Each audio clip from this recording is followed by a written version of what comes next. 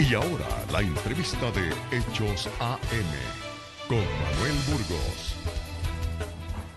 Gracias por continuar con Hechos AM. Estamos en el 27 de marzo de 2019, un día miércoles, mitad de la semana. Y como les adelantábamos, hoy vamos a hablar del trabajo que está desarrollando la Administración Nacional de Acueductos y Alcantarillados, ANDA. Se encuentra con nosotros su presidente, pero vamos a comenzar poniendo algunos hechos en contexto. Tenemos necesidad del agua, nos están robando nuestro derecho. Este fue el ambiente que se vivió hace un poco más de una semana en dos principales arterias del área metropolitana de San Salvador. Habitantes de la zona oriental de la capital denunciaron que llevan más de 5 meses sin el servicio de agua potable.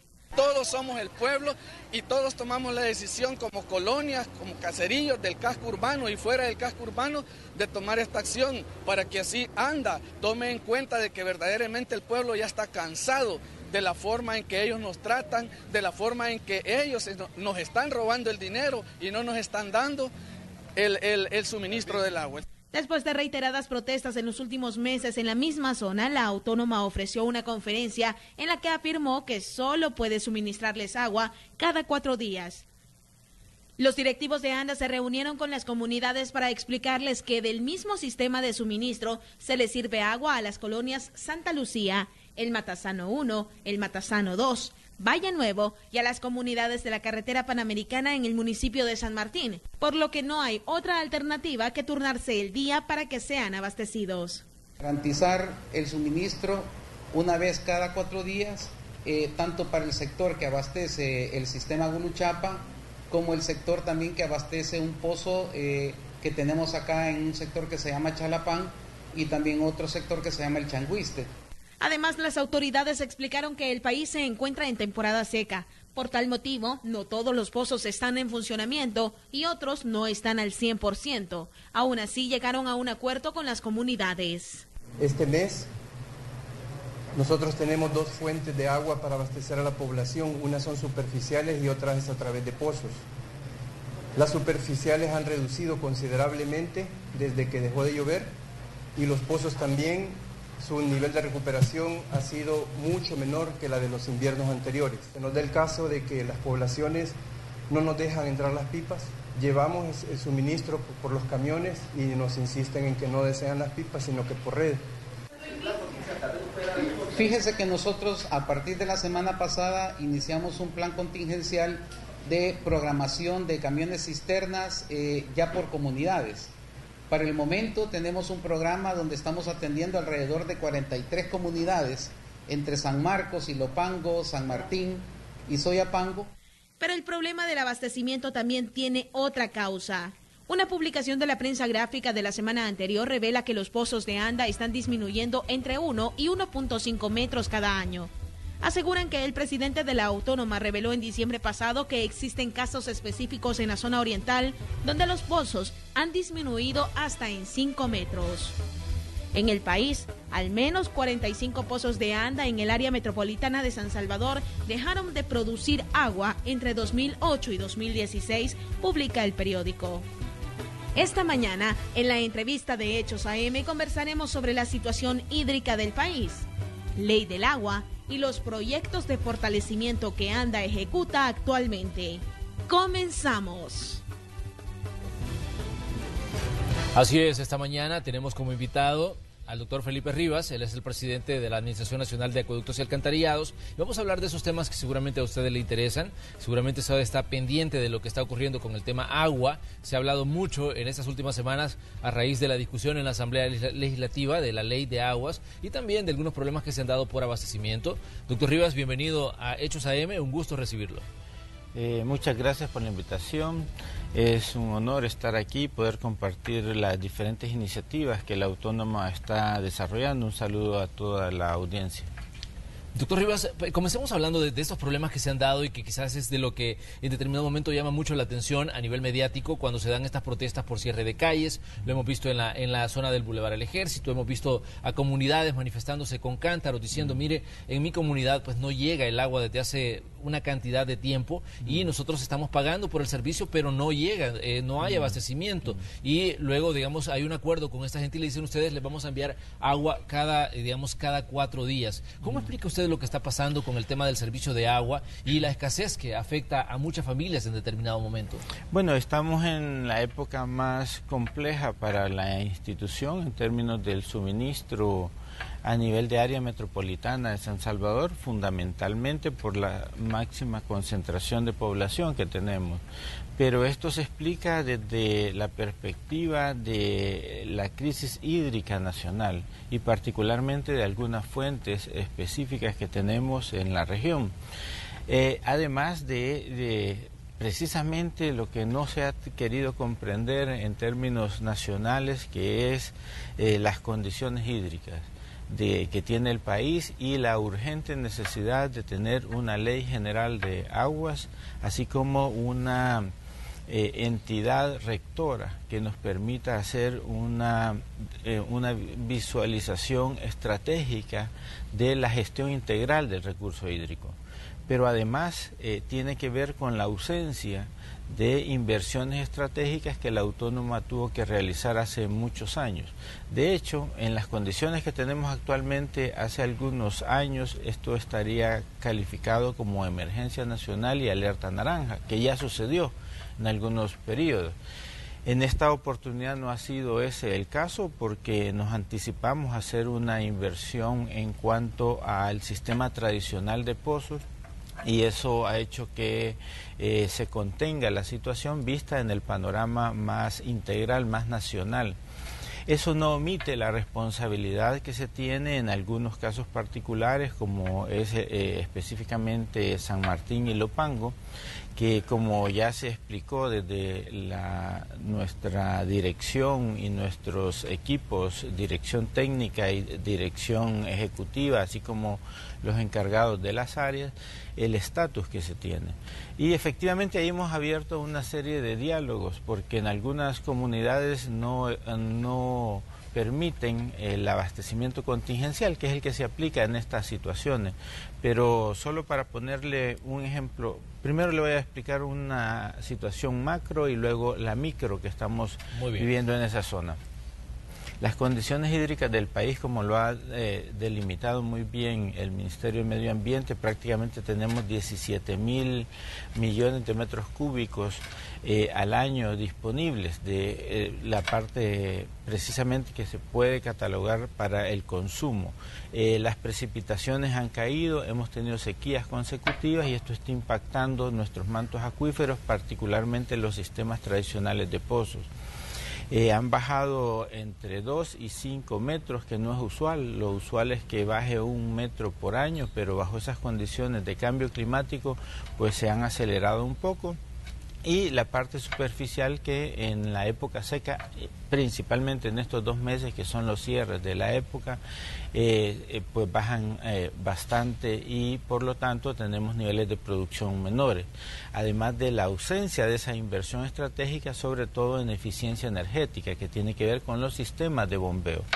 Esto es, digamos, una realidad nacional. Sí. No obstante, la CEPAL anunciaba ya el año pasado de que El Salvador dispone de 474 metros cúbicos por habitante al año. Somos entre el tercero y cuarto país que menos disponibilidad hídrica tenemos en América Latina. En el mundo anda un promedio de 6.000 y América Latina tiene 23.000 metros cúbicos. Imagínese usted con 474 a qué nos avecinamos.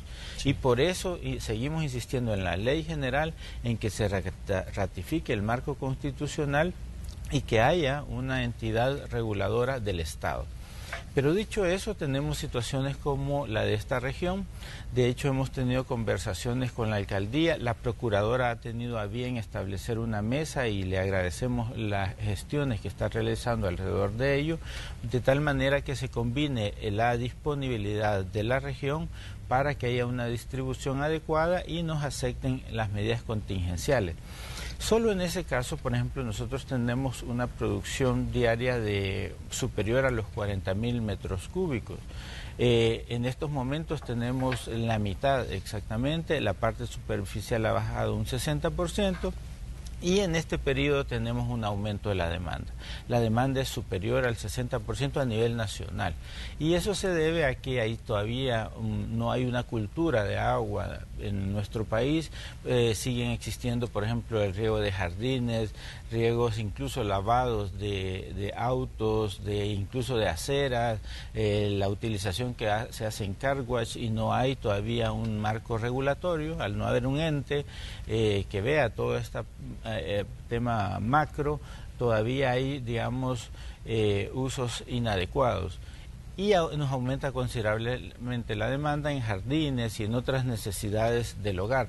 Hay que decirlo, prácticamente al no existir ese ente rector, no hay todavía un mecanismo de regulación, por ejemplo, de captación de agua lluvia, de reuso del agua, porque de lo que se trata es de la gestión integral del recurso hídrico, no solamente de la defensa por la privatización, sino se trata también de la conservación, de un uso adecuado y por supuesto todas las medidas consecuentes de esto, que nos debería de llevar a plantear el agua y el saneamiento básico, tal como lo establecen los Objetivos de Desarrollo Sostenible, en una visión de política de Estado y una planeación estratégica, que es el gran vacío que ha tenido la autónoma. Prácticamente la gran inversión son las pavas, ya vamos a hablar de ello, pero sí, digamos, es la gran inversión después de muchas décadas, y eso lo estamos pagando en estas crisis hídricas. Ahora, en la zona tenemos ya algunas actividades que hemos previsto y estamos en proceso de desarrollo. Ya se ha anunciado en ambas comunidades. Este día precisamente tenemos una reunión con varias comunidades, con el alcalde de San Martín, que también ha tenido a bien unirse al esfuerzo y ser protagonista de soluciones locales, y que eso es lo que necesitamos realmente, unir esfuerzos en estas situaciones de las diferentes instancias y atender a las comunidades. Doctor Rivas, cuando hablamos de una emergencia, de una situación que usted dice que es grave, porque quizás el ciudadano no lo dimensiona, pero me gustaría que nos centráramos en ese punto que usted señalaba, que estamos en condiciones para declarar pues un estado de emergencia como ya se hizo antes, por el tema digamos, de la depresión hídrica que está viviendo el país en este momento. No, yo no diría que estamos todavía en situación de emergencia. Hemos evitado caer en una situación que hace un par de años se tuvo, que fue incluso una alerta naranja, sí, claro, emergencia, y eso se debe a la inversión que se hizo este último año en cuanto a la perforación de 36 pozos y a las medidas de refuerzos que hemos hecho en turbinas y bombas, que permite que el abastecimiento se mantenga, pero ante la situación de la productividad y esos sistemas de distribución, hay que hacer un equilibrio en las diferentes zonas del país. Y tenemos no solo el caso de San Martín e Ilopango. Aquí por lo menos ya tenemos una ruta más de corto plazo, que tiene que ver con la limpieza de 7 pozos que teníamos disponibles. Hemos tenido en funcionamiento 4, ya hemos recuperado 1, esta semana se recupera el segundo, y en la siguiente tendríamos el tercero. Hemos hecho 2 perforaciones adicionales que estamos trabajando, y al final de abril estarían también ya operando. Y esto nos alivia no solo esa zona, sino también la zona de San Marcos, Jolocuilta, y todo lo que es la cadena de suministro de ese punto en particular, que se llama Joya Grande. Igual hemos hecho inversiones en algunos niveles de turbinas del sistema de distribución de las pavas. Estamos por colocar 2 bombas adicionales en zona norte, y por ejemplo en las zonas estas que tradicionalmente tenían un abastecimiento regular, como es el sector del Estadio Cuscatlán, el sistema de Pozos 18 cayó considerablemente, pero de igual manera los hemos atendido, no solo con la atención contingencial, valga la redundancia, sino también con precisamente este esfuerzo de limpieza acelerada. El día de ayer ya me reportaban la recuperación de una de las fuentes que estaba prácticamente agotada, y vamos progresivamente y precisamente en una situación crítica que nos permite balancear la distribución, pero al mismo tiempo dar soluciones. Pero yo hago el llamado más a trabajar estratégicamente. Es decir, nosotros hemos logrado evitar y contener lo que pudo haber sido una gran emergencia nacional. Incluso las alertas que normalmente se daban no ha sido necesaria, y la inversión ha sido poca realmente. Hemos nada más hecho de acuerdo al mandato que tuvimos de presidencia, hicimos una inversión en 36 pozos, una combinación adecuada para contener esto que de verdad debería de ser en otra dimensión. Y yo pongo ejemplos, mire, que en esta parte de la inversión, décadas de no tener un abastecimiento claro en el municipio de San Vicente, en municipios de Cuscatlán, en estos momentos están recibiendo agua todos los días. Pero ellos, por supuesto, no van a estar en este debate. Pero, Felipe, una pregunta que surge es cuando usted dice, pues no se hicieron las inversiones que se tendrían que haber hecho para desarrollar ANDA, para apostarle a ANDA. Yo me acuerdo cuando usted llegó a la Autónoma, usted habló de una quiebra técnica de la Autónoma. Ha pasado, bueno, casi un año ya desde que usted está trabajando con ANDA, y me gustaría saber, ¿considera usted que se ha superado en ANDA esa quiebra técnica de la que se habló en algún momento? Una quiebra técnica y financiera no se supera tan fácilmente. Lo que sí se ha hecho es una mejoría considerable en lo que es el fortalecimiento del suministro, en eliminar estas distorsiones que habían de facturaciones. Ya nadie puede hablar de esos cobros de 500, excepto si son legados de promedio de mucho tiempo atrás, porque eso ya tiene que ver con una verificación de corte y tiene que ver con otras instancias. Pero lo que se refiere a todo el sistema de mejora de la atención al cliente, y particularmente el sistema de facturación, y todo lo que es la limpieza de algunas contenciones, incluso de lo que es gastos excesivos al interior de la Autónoma, se han logrado contener y mejorar considerablemente. Pero cuando hablamos de una quiebra técnica y de una situación de esa naturaleza, requiere una reingeniería financiera y requiere pasar a un estatus de revisión de pliego tarifario, de lo que es la focalización del subsidio, y hemos avanzado bastante en ese sentido. De hecho, estamos dejando todo planteado con un organismo internacional, con estudios de primer nivel, así como lo que nosotros logramos una certificación de Aqua Rating, que es una evaluación internacional de los operadores de agua, un plan estratégico de mejora, así como un plan de inversión, y esto acompañado precisamente del tema estrictamente financiero.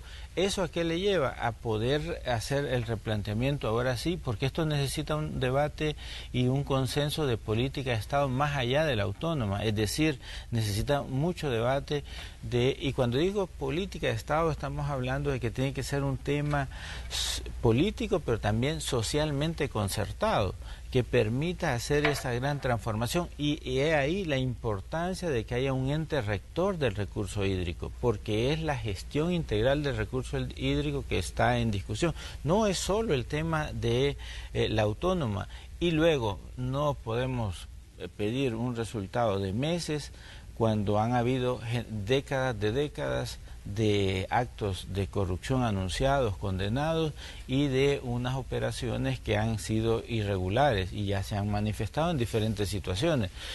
A nosotros no nos daban los tiempos como para hacer toda una reingeniería de sistemas, como sí se hicieron en otras instituciones en las que yo he participado, pero sí hemos logrado por lo menos tener esta secuencia lógica y contener esa trayectoria que tenía, y por eso los resultados que estamos teniendo, que si usted se fija ha bajado considerablemente al estatus que yo recibí. Ahora bien, si usted pudiera hacer, digamos, un diagnóstico rápido de cómo se va a entregar ANDA la nueva administración, porque a la administración del profesor Salvador Sánchez Serén ya le quedan solo unos meses y obviamente pues tiene que haber una entrega de todo, de la administración del Estado y de las autónomas al nuevo gobierno. ¿Cuál considera usted que, digamos, es el estado en el que se va a entregar ANDA al nuevo presidente? Sí. Bueno, no es tan fácil un resumen de una autónoma con todas las condiciones que nosotros recibimos en abril, pero sí puedo decirle que tenemos un fortalecimiento de sistemas, hemos logrado contener, digamos, la tendencia que llevaba ANDA, hemos en el último año aumentado un 2% de cobertura a nivel urbano, llegando al 97%, un 43%, un incremento del 1% a nivel rural, un incremento de lo que es el alcantarillado al 68%, este reforzamiento que hemos hecho y mucha estabilización en todos los sistemas de puntos críticos, eso va a ser, digamos, un resultado positivo, un avance de proyectos estratégicos como Las Pavas, a pesar del desfase que hubo, un desfase muy importante en la Asamblea y en las condiciones, en el cumplimiento de condiciones previas. No obstante, va a ser uno de los temas que se va a lograr entregar la próxima administración de manera inmediata en el 2020, porque un tema aquí clave era la fabricación de motores a nivel internacional. Vamos a tener un reconocimiento muy importante con las juntas de agua, que es un reconocimiento a la labor de estas organizaciones en el sector rural, que de hecho elevan mucho la cobertura de agua potable y saneamiento, y hemos abierto un programa especial, dejamos recursos precisamente para fortalecerles, 12 millones con proyectos específicos y 5 para fondos concursables. Tenemos prácticamente una limpieza de lo que es el catastro, tenemos ya establecido todo lo que es la focalización y entre otros, y yo por eso digo, es muy poco tiempo como para hacerle todo un diagnóstico, pero claro, también debo advertir algo, tenemos una ruta establecida y con apoyo internacional de lo que son los planes estratégicos en esta visión, pero hay mucho por hacer, sobre todo cuando no se tiene una ley y cuando no se tiene una política de Estado y una autoridad hídrica. ¿Por qué? Porque tenemos esta situación hídrica y hay que establecer regulaciones más drásticas al sector agrícola e industrial sobre el uso indiscriminado que se está haciendo y trabajar una cultura de agua, que eso tiene que ver en un panorama nacional y con esa visión estratégica. Vamos a hacer una pequeña pausa comercial. Le invitamos a usted a que siga con nosotros. Hoy conversamos con el doctor Felipe Rivas. Él es el presidente de la Administración Nacional de Acueductos y Alcantarillados. Volvemos enseguida.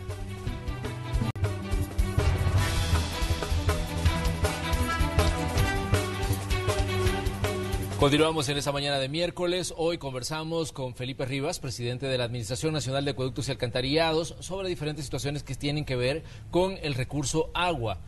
Felipe, hay una situación que es muy clara. Mucha gente dice, mire, yo solo recibo 1 hora de agua y la recibo en la madrugada. Otras personas dicen, mire, yo tengo tanto tiempo de que el agua no llega y que el servicio es irregular. Y una de las constantes quejas es, el servicio no es constante, pero el recibo sí es puntual. Entonces, ¿qué le responderle a ese ciudadano que está quejándose hoy de que no tiene agua o que por lo menos no es la misma constancia que el servicio llega, como tal vez cuando comenzó a vivir en alguna zona del Gran San Salvador, por ejemplo? Bueno, aquí hay un tema importante porque las factibilidades que se dan muchas veces se condicionan a sistemas de pozos locales, y al no haber un plan estratégico de renovación de los pozos, y los pozos ahora están durando 15, 20 años, dependiendo de la fuente, pero entonces tendría que haber un plan de inversión que vaya previendo ese nivel de renovación, pero como no ha habido tampoco esa gran inversión en las grandes plantas como Las Pavas o el centro de potabilización de la zona norte, que tiene un nivel de productividad o de disponibilidad hídrica de los mayores del país, o la planta potabilizadora del lago de Ilopango, que nosotros ya lo tenemos diseñado. De hecho, ha estado una empresa china contribuyendo técnicamente en dejar diseños finales al respecto. En no tener esas grandes distribuidoras se queda mucho a través del sistema tradicional de pozos, pero los pozos tienen que ver mucho con este cambio climático y con hacer inversiones consecutivas. Y lo otro que hemos insistido es en la inversión en eficiencia energética. Si nosotros lográramos, y este es un tema que yo realmente no comprendo por qué en muchos periodos no se ha ejecutado, porque es un tema bastante rentable. Tenemos también un estudio con el BID, que es prácticamente una inversión que se recupera en 5 años, no solo porque le garantiza a usted el suministro más estable, sino porque hace un ahorro significativo a la factura eléctrica. Y hay proyectos de esta naturaleza, pero también veámoslo del otro lado. Veíamos en entrevistas, por ejemplo, que dicen tenemos 5 meses, tenemos tantos meses, y de repente en la misma entrevista le dice ayer solo me cayó 4 horas. Entonces no es cierto toda esta información de tantos meses. Sí hay un tema deficitario de la consistencia y la constancia del servicio, porque lo ideal es que el derecho humano al agua logremos que esté las 24 horas o por lo menos las 8 horas diarias durante usted está activo. Eso en muchas zonas sucede, pero esos no son los que le van a estar hablando, le van a hablar los que precisamente tienen el déficit, como ponía los ejemplos, y hay zonas que son incluso privilegiadas, que cruzan 2 sistemas nuestros y eso nunca le falta el agua. De hecho, también hay denuncias que de repente llega a una colonia y dicen tal sector siempre tiene agua y nosotros no. Son esas factibilidades otorgadas de manera inadecuada y sin prever estas renovaciones y estos sistemas de bombeo. De hecho, hay mucha colonia que no tenía factibilidad y que por algún factor, ya sea político, ya sea coyuntural, ya sea de influencia, lograron factibilidad, pero era una factibilidad sin la inversión apropiada para que llegara el vital líquido.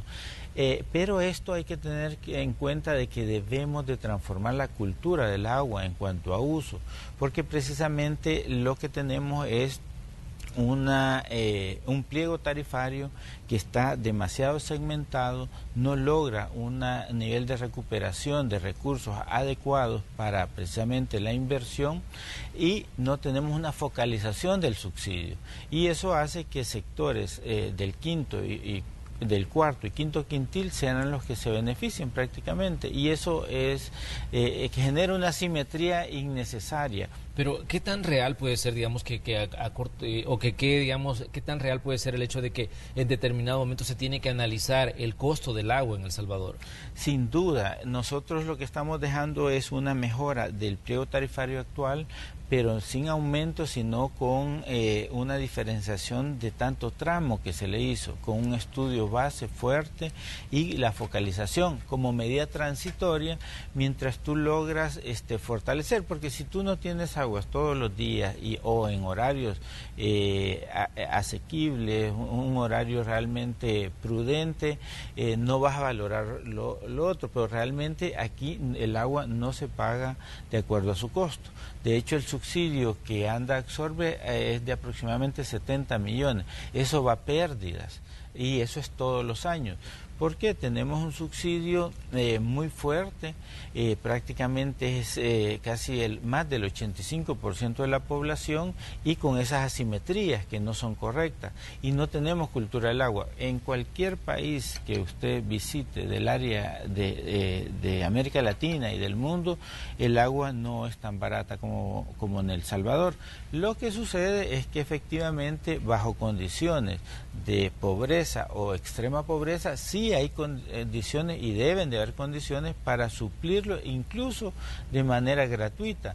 La diferencia es que es una cantidad proporcional de acuerdo a los indicadores y parámetros de la OMS, es decir, no se puede permitir también el uso inadecuado, sino realmente lo que es consumo doméstico y saneamiento básico, y eso está regulado.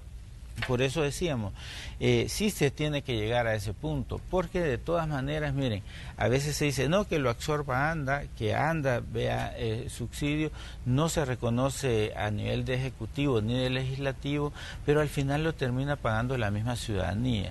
Y el peor costo es no tener el acceso al agua, pero hay un costo mayor porque siempre hay una forma de pago. Si hacemos un préstamo, igual la ciudadanía termina cancelándolo. Entonces solo es un mecanismo que a mi juicio es superficial y por eso se tiene que entrar al fondo del asunto. Pero hay una medida que puede ser transitoria mientras usted logra fortalecer los sistemas y luego establecer nuevo pliego tarifario, pero de acuerdo a una cultura del agua. Porque de lo que se trata es de hacer gestión integral, conservarla y buen uso. Los países eficientes lo que han hecho es que disminuyen. Incluso andaba en redes recientemente una publicación de la ministra de Medio Ambiente de Chile, de cómo hacer uso apropiado para bañarse en 3 minutos, cómo hacer uso adecuado el reuso adecuado en los sistemas domésticos, cómo hacer captación de agua y lluvia en las viviendas, cómo hacer en el sector agrícola tanques de captación y riegos por goteos más eficientes, que no haga uso de las perforaciones de los pozos, de los mantos acuíferos que son para consumo doméstico. Pero esto necesitamos una regulación que escapa al operador, en este caso a ANDA. Ahora bien, hablemos del proyecto Las Pavas. ¿Cómo se encuentra este proyecto en el que se ha cifrado pues muchas esperanzas en cuanto a que mejore el servicio de agua? Estaba leyendo algunos datos que decía que Las Pavas espera que cambie, digamos, la perspectiva por lo menos para 1,5 millones de consumidores de agua en las partes más pobladas del país. El sistema de pozos benefició y está beneficiando más o menos a 500,000. La inversión de Las Pavas va a impactar en 1.5 millones de personas, 1,5 millones. Es una inversión importante. Tuvo un desfase. Primero lo aprobó Francia con un crédito blando. Luego tuvo un estancamiento importante también en la Asamblea. Hasta un debate largo en la Asamblea. Un debate, yo diría, demasiado largo, hasta lograrlo el complemento de 16.9 millones a través del Banco Centroamericano.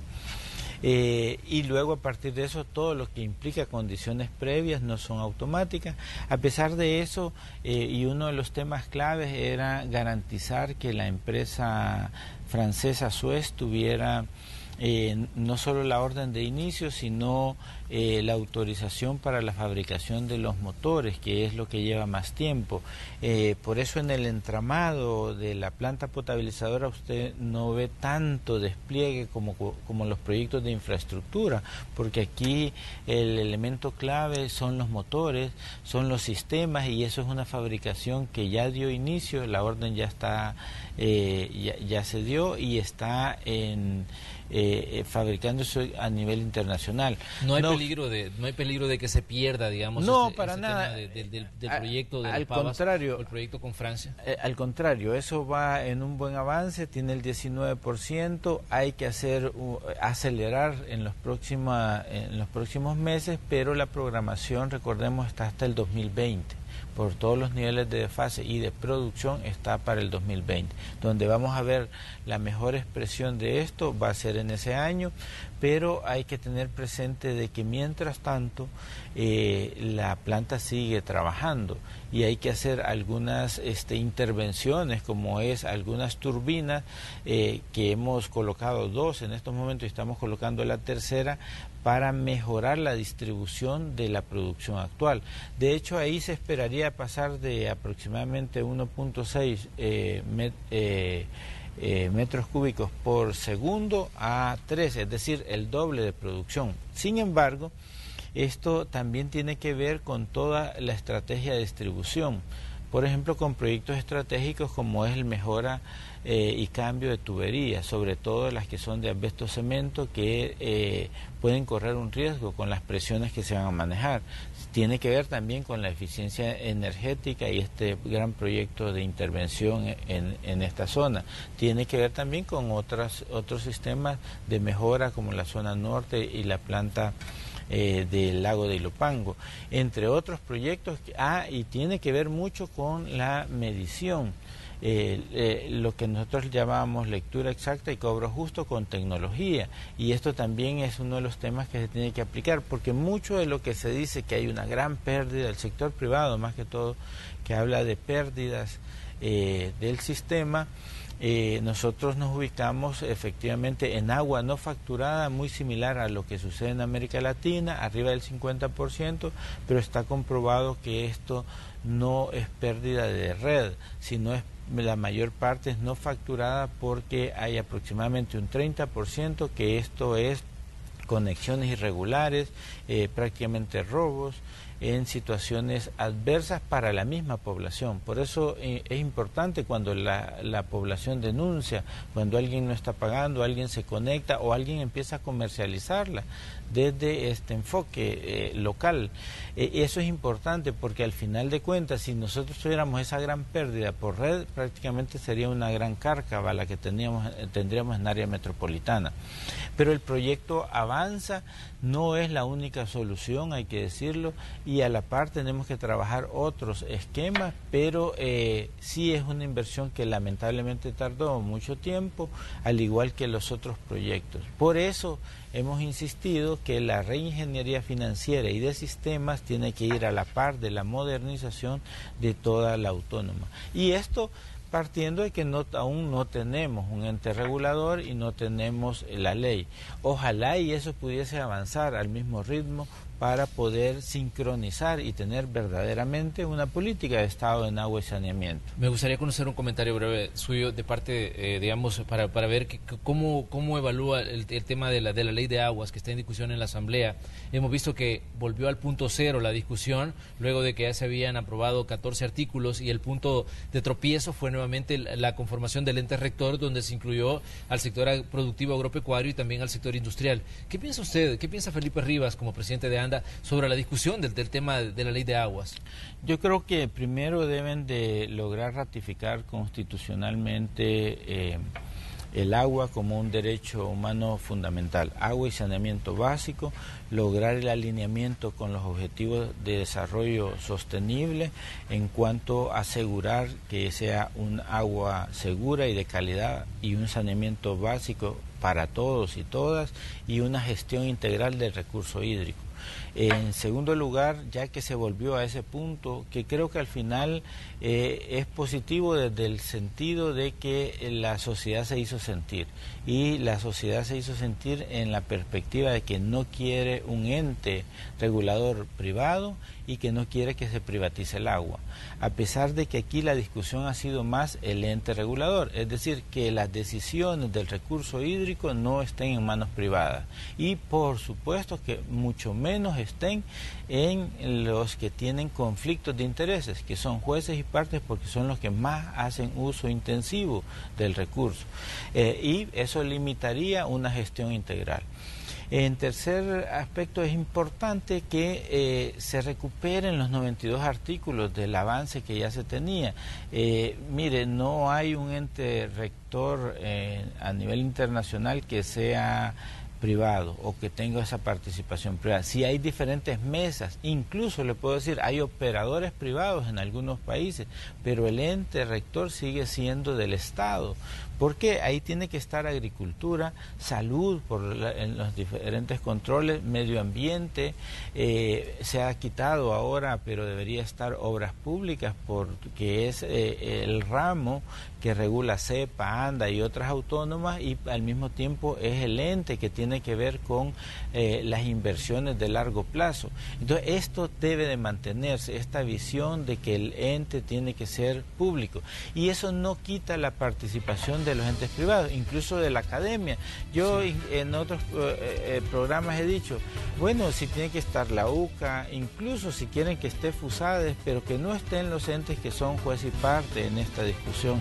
Y eso creo que es lo que más ha atentado con la ley, pero que no vuelvan al punto cero, eso sí es importante, y que no descarten, porque eso le están haciendo más daño al país, que no haya ley y que no haya un ente regulador. Y luego hay que avanzar en los otros temas. Si quieren, congelen esa parte, pero sigan discutiendo las otras temáticas, porque aquí hay temas muy relevantes. Mire, si se sigue permitiendo la perforación de pozos en mantos acuíferos claves para sistemas de riego intensivo, en lugar de hacer inversiones en tecnologías de captación de agua y sistemas de goteo, estamos arriesgando el consumo doméstico y el saneamiento básico. Si seguimos haciendo esos usos intensivos en toda la industria, indiscriminadamente van a seguir secando mantos acuíferos y solo se van a trasladar de un sector a otro donde hay mayor productividad. Esa parte tiene que ser, y de verdad tiene que ser un diálogo abierto y de consenso. Tampoco es evitar el tema de inversión y empleo, para nada. Eso debe de estimularse, pero hay una condición y es precisamente las condiciones hídricas que tenemos que verlo en esta perspectiva más integral.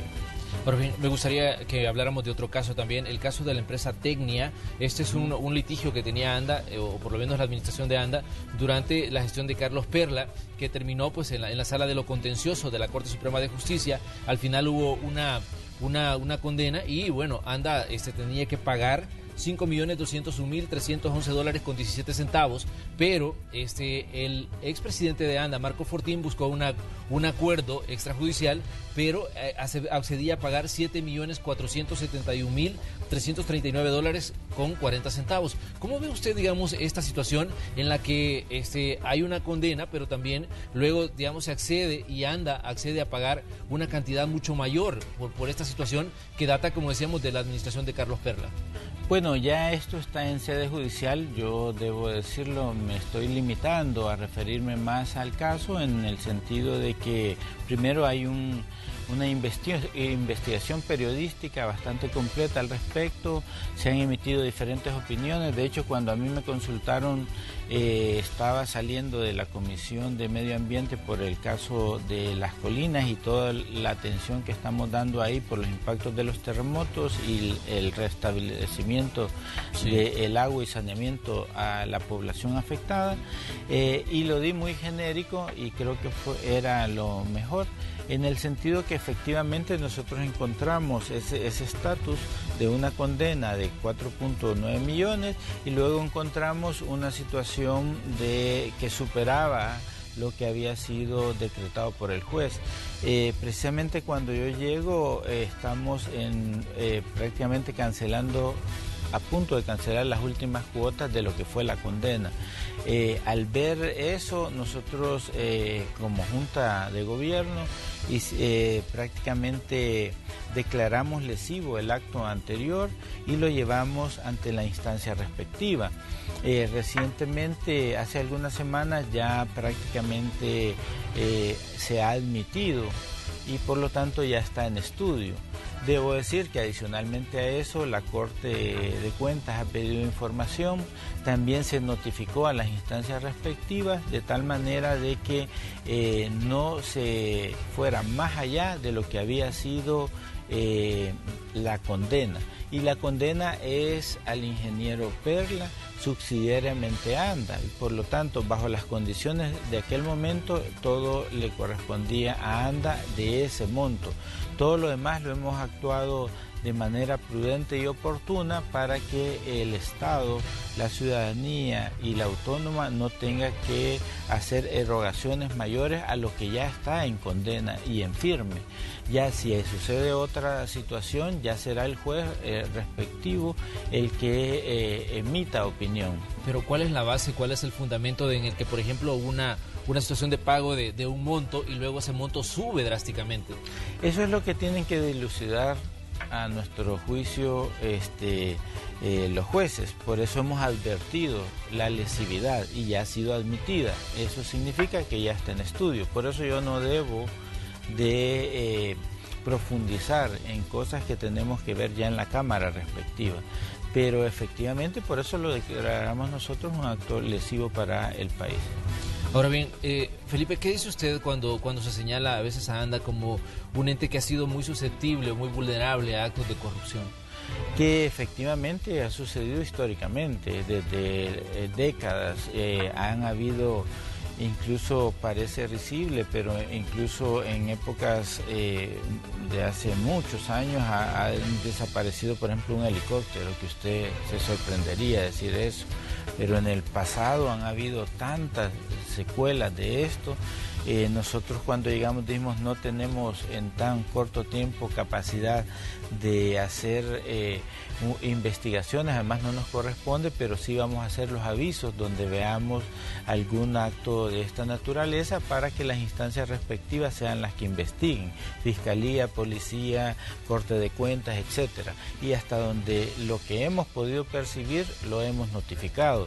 No obstante, sí no es nuestra, y sobre todo que nosotros tenemos muy poco tiempo, pero sí hemos de decirlo, y por eso yo digo, mire, cuando el sector privado, algunos políticos hacen referencia a ANDA, hay una gran corresponsabilidad, porque ahí siempre ha estado el sector privado. Antes, durante y después de estos grandes casos de corrupción, han estado todos los partidos de una u otra manera vinculados a las administraciones pasadas, y cuando ANDA debería ser una de las instituciones ejemplo y la mejor en términos de efectividad, eficiencia y calidad, porque administra un derecho humano fundamental y el líquido vital para la población y para el desarrollo del país. No obstante, nosotros no tenemos todas las condiciones, son muy pocos meses como para entrar a todo el tema de fondo, pero efectivamente no se puede omitir ese pasado. Pero también, debo decir, es la institución que ofrece mejores condiciones para modernizarla, más que estar pensando en un operador privado que, como ha sucedido en Argentina, han tenido que rescatarlo, como ha sucedido en Ecuador, que son ejemplos más bien en términos de eficiencia desde el sector público, y sin menospreciar que hay operadores muy chiquitos en otros países que también han sido eficientes, pero que son en regiones muy focalizadas. Pero cuando se habla del gran operador del agua y saneamiento en los países, estamos hablando del sector público, y ANDA ofrece esas posibilidades para modernizarlo de manera completa, pero que tiene un pasado bastante oscuro. Muy bien, que le queremos agradecer, doctor Rivas, que haya estado con nosotros. Realmente creo yo que es muy poco tiempo para hablar del trabajo de una autónoma y de todo lo que conlleva ese mismo trabajo, digamos, en el manejo de un recurso tan vital y tan importante para la ciudadanía como es el agua. Le agradecemos su tiempo que nos ha dedicado esta mañana. Gracias por estar aquí. No, muchas gracias, un saludo nuevamente y por supuesto la oportunidad por aclarar toda esta situación. Muy bien, vamos a ir a una pequeña pausa comercial, pero ya nuestros compañeros están listos para continuar con la entrega de Noticiero Hechos. Recuerde que es miércoles y hay todavía mucho que informarle a usted.